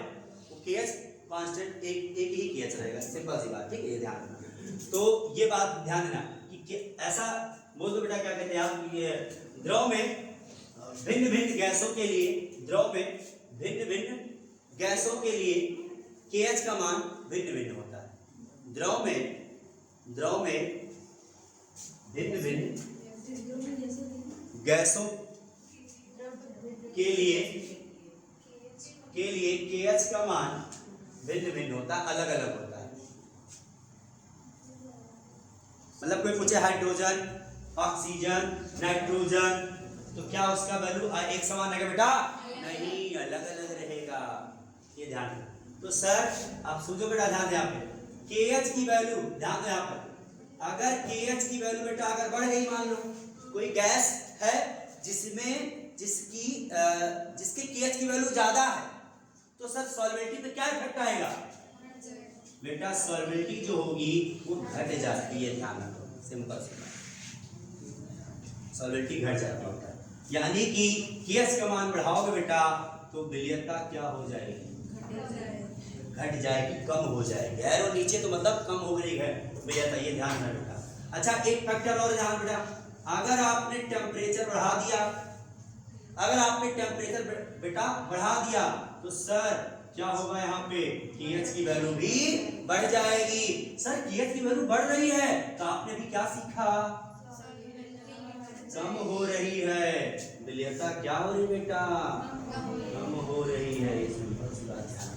इसीलिए इसीलिए बेटा ध्यान रखना, यहाँ पे जो मछलियां होती हैं, जो फिशेस होती हैं, वो कोल्ड वाटर में ज्यादा रहना पसंद करती हैं देन हॉट वाटर। गर्म पानी खौलाई दियो तो मछली रह पाई है बेचारी में सब मर जाएंगी ना। इसलिए देखो बेटा गर्मियों में क्या होता है, मछलियां मर जाती, ऊपर आ जाती हैं मर के बेटा। ठंडियों बढ़िया भले ऊपर बर्फ क्यों ना पड़ जाए, नीचे बढ़िया पानी का एक खास बात होता है, -4 डिग्री सेल्सियस से कम उसका टेम्परेचर हो ही नहीं सकता है। और इसलिए बेटा नीचे ऊपर बर्फ और नीचे पानी ही रहता है, सो मछलियां उसमें आराम से रह लेती हैं, आराम से उसमें बेटा कोई दिक्कत ही नहीं होती उनको। ठीक है, ये ध्यान। तो मतलब बेटा यहाँ पर कि टेम्परेचर आप बढ़ाते हो तो KH की वैल्यू बढ़ जाती है, और जो ऑक्सीजन बेटा पानी में घुला हुआ होता है उसका जो डिसोल्यूशन होता है वो कम हो जाता है बेटा KH के बढ़ने से। सॉल्वेंटी कम हो जाती है, गैस की जो ऑक्सीजन होती है गर्म पानी में वो कम घुलती है। फिर ध्यान रखना, और कम घुलेगी तो मछली कम ऑक्सीजन पाएगी, कम पाएगी तो बेचारी मर जाएगी। सिंपल सी बात। तो की तो उसने हेनरी लॉ पढ़ा था ना, इसीलिए तो क्या कहते हैं कोल्ड वाटर में रहना पसंद करती भाई ना। सिंपल सी बात है। चलो ठीक है, ओके। आप बेटा ध्यान दो, यहाँ पर विशेष तौर की बात करेंगे बेटा हम लोग KH के मान पर। एक NCERT में टेबल दिया गया है, क्या दिया गया है, टेबल दिया गया है। तो उस टेबल को आपको पढ़ना है। सर टेबल पढ़ना है भाई आपको, वो मैं थोड़ा टेबल 2 नहीं पढ़ना है आपको NCERT में टेबल दिया है गैस के KH की वैल्यू, तो उसमें KH की वैल्यू को रट्टा नहीं मारना आपको जस्ट ट्रेंड याद करना, किसका ज्यादा किसका कम होता है, ताकि उसी ट्रेंड से फिर आपको क्या करना होगा, आपको पता लगाना होगा कि कौन सी गैस पानी में या वाटर में ज्यादा डिजॉल्व है। KH की वैल्यू ज्यादा, डिजोल्यूशन क्या हो जाएगा, कम हो जाएगा। KH की वैल्यू कम तो सॉल्वेंटी क्या हो जाएगी, बढ़ जाएगी। ठीक है, तो चलो बेटा टेबल आपको हम याद कराते हैं। ठीक लिसन, तो KH की वैल्यू देखो बेटा यहाँ पे, KH की वैल्यू कैसे आप तैयार करो बेटा यहाँ पे, ऐसा ध्यान दो घटते हुए क्रम में। किसे बेटा करो बेटा यहाँ पे KH, ऐसा लिखो यहाँ पे value of KH of some gases in decreasing order,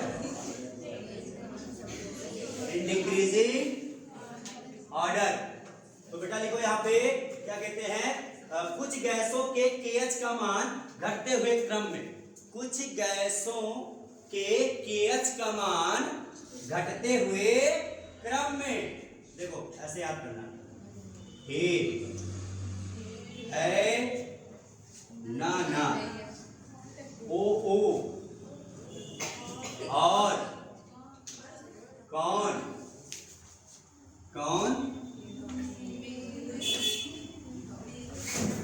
मेरे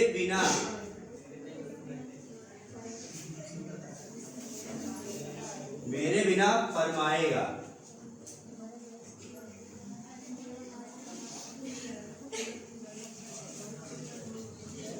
ठीक, ध्यान दो बेटा यहाँ पे। तो सबसे ज्यादा KH की वैल्यू बेटा किसकी होती है, ध्यान देना, किसकी होती है, फिर इसकी, उससे कम इसकी, उससे कम किसी बेटा इसकी होती है। लेकिन ध्यान रखना ये होता है बेटा किस पे, 303 केल्विन टेम्परेचर, ये होता है बेटा 298 केल्विन टेम्परेचर, और ये होता है बेटा 303 केल्विन टेम्परेचर पर, ये होता है बेटा 298 केल्विन टेम्परेचर। बाकी सब 298 पर है बेटा, बाकी सब 298 केल्विन टेम्परेचर। 293 है, 98 नहीं है। लो भैया, फिर भी टेम्परेचर आप डिक्रीज कर रहे हो, करोगे KH का मान कम हो जाएगा, सिंपल सी बात। ठीक है, ये ध्यान रखना है। तो ये मेथेन ACH4 है बेटा। विनाइल क्लोराइड ये बेटा आपका CH2 डबल बॉन्ड CHCl, ये फॉर्मल्डिहाइड बेटा, ये SCHO है। ये सबसे कम वैल्यू रखता है KH की, ध्यान में ये। हाँ, तो याद कर लोगे इसको, तो लिखो है ना, है ना, ना को ना दो बार कर लेना, है ना, और है ना वो, है ना ओ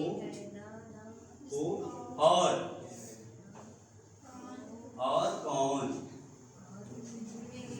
कौन, मेरे बिना, बिनाई मतलब बिना, फरमाएगा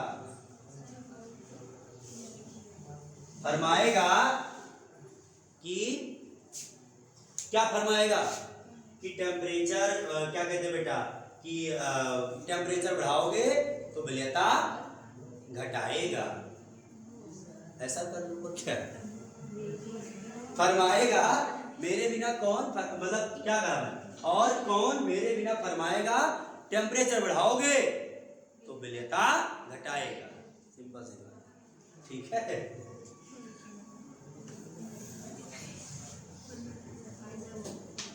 नोट करो इसको फट से। और इसी का बेटा क्या कहते हैं, अब सॉल्युबिलिटी इसी का उल्टा है।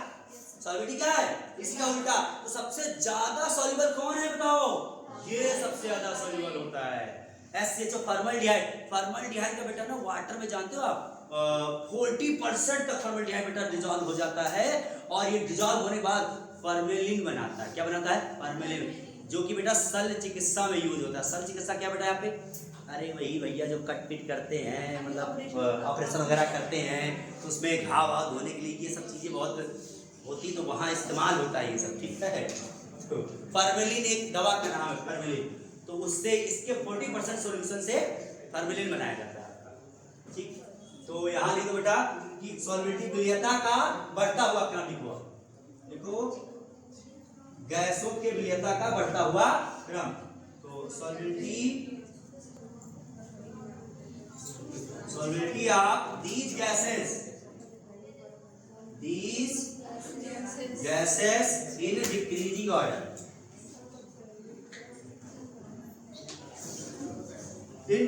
order, तो बस सोच यस इंक्रीजिंग ऑर्डर, बेटा। अब ध्यान देना यहाँ पर, यहाँ क्या होगा बेटा, अब ये जो मुंह इधर किए हो इसको उधर करते चले जाना, बस खत्म कहानी, ठीक है। तो हीलियम सबसे कम डिसॉल्व होगा, हाइड्रोजन से कम नाइट्रोजन बेटा, नाइट्रोजन दो बार लिख लो आप, टेम्परेचर का वेरिएशन है ये। और ऑक्सीजन ज्यादा टेम्परेचर, अगर कम टेम्परेचर करोगे तो ज्यादा डिसॉल्व हो जाएगा ऑक्सीजन बेटा। फिर आर्गन, फिर CO2, घोल के कोल्ड ड्रिंक बनाओ आराम से। और फिर बेटा मीथेन, आपका मीथेन गैस।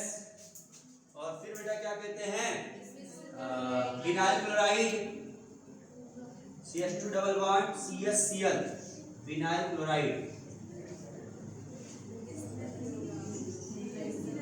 और इससे सबसे ज्यादा बेटा क्या होगा आपका SCHO, फॉर्मल्डिहाइड। हिंदी में लिखते बेटा आपको फॉर्मल्डिहाइड, विनाइल क्लोराइड बेटा ऐसे लिख लो आप, विनाइल क्लोराइड। इसका नाम मेथेन जान ही लो आप लोग, या मीथेन कहते हैं। ये फॉर्मल्डिहाइड है।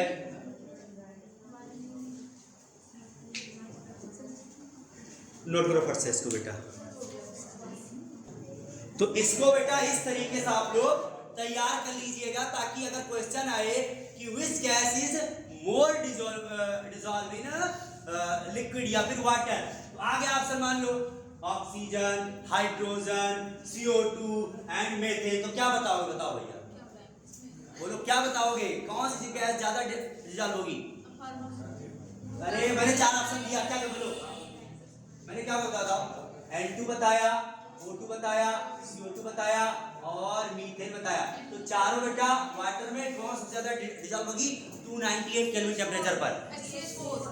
CH4। यार क्यों बेटा?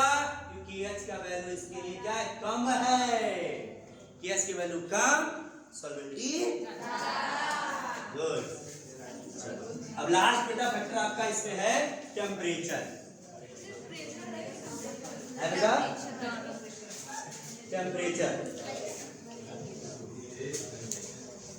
ध्यान देना यहाँ पे तापमान। अगर इसे ध्यान दो यहाँ पे, यदि अगर आप बेटा तापमान बढ़ाते हैं, सुनो ध्यान से, आप तापमान बढ़ाते हैं बेटा, टेम्परेचर मतलब अगर बढ़ाएंगे तो बेटा जो KH की वैल्यू होगी वो क्या होगी बेटा? यहाँ पे बढ़ जाएगी। और KH की वैल्यू बेटा बढ़ेगी तो सॉल्वेंटी क्या हो जाएगी? कम हो जाएगी। सिंपल सी बात ये है, ध्यान रखना। सर ऐसा क्यों हो रहा है, कैसे हो, क्यों ऐसा रहा है? समझो बात को यहाँ पर। इफ अगर बेटा टेम्परेचर आप बढ़ा रहे हो तो कुछ ना कुछ आपको क्या करना पड़ेगा? कांस्टेंट रखना पड़ेगा। मान लो प्रेशर कांस्टेंट, प्रेशर क्या बेटा? कांस्टेंट। प्रेशर नियतांक, नियत है प्रेशर, तो प्रेशर नियत है तो आपने क्या पढ़ा था बताओ? P = KH काई, बोलो यही पढ़ा था। प्रेशर कांस्टेंट है। अब आप क्या कर रहे हो बताओ? यहाँ पर टेम्परेचर क्या कर रहे हो बेटा? बढ़ा रहे हो। तो अगर P अगर बेटा कांस्टेंट है तो KH = क्या होगा बताओ आप लोग? तो P अपान में काई होगा, नहीं? बोलो यहाँ, बोलो बेटा काई हो जाएगा। अब ध्यान देना यहाँ पे, आपने कहा कि P क्या है? कांस्टेंट है। जो P क्या है? कांस्टेंट है, तो KH क्या होगा? डायरेक्टली प्रोपोर्शनल अपान काई हो जाएगा। अब ध्यान दो बेटा यहाँ पे, सर काई अगर आप बढ़ाओगे तो KH कम होगा, उल्टा नहीं है। आप इसको बढ़ाओगे तो ये कम होगा, इसको घटाओगे तो ये ज्यादा होगा। अब लेकिन ध्यान दो यहाँ पे, आप टेम्परेचर बढ़ा रहे हो तो KH क्या हो रहा है? बोलो, KH भी बढ़ रहा है। और जब KH बढ़ेगा बेटा तो काई पे क्या इफेक्ट आएगा बताओ? काई कम नहीं हो जाएगा, मोल फ्रैक्शन कम नहीं हो जाएगा बेटा आपका। तो जो कि क्या है? सॉल्वेंटी ही तो है, बच्चा भी लेता ही तो है, ये सिंपल सी बात है। तो ऐसे आपको क्या करना बेटा? ऐसे आपको इसको स्पष्ट करना है, स्पष्टीकरण ऐसे ही देना है आपको, ये ध्यान रखना। बोलेगा how to justify that if temperature increases then solvency is decreases। कैसे जस्टिफाई करोगे इसको? आप स्पष्टीकरण कैसे करोगे आप? तो ऐसे करना है, ऐसे, ये ध्यान, ये जस्टिफिकेशन है क्या बेटा? ये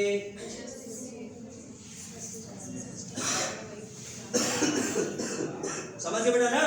yes, sir। और इसका एग्जांपल, इसके एप्लीकेशन जान लो बेटा। यहाँ पे टेम्परेचर बढ़ाते हो तो मछलियाँ वाटर में क्या करेंगी?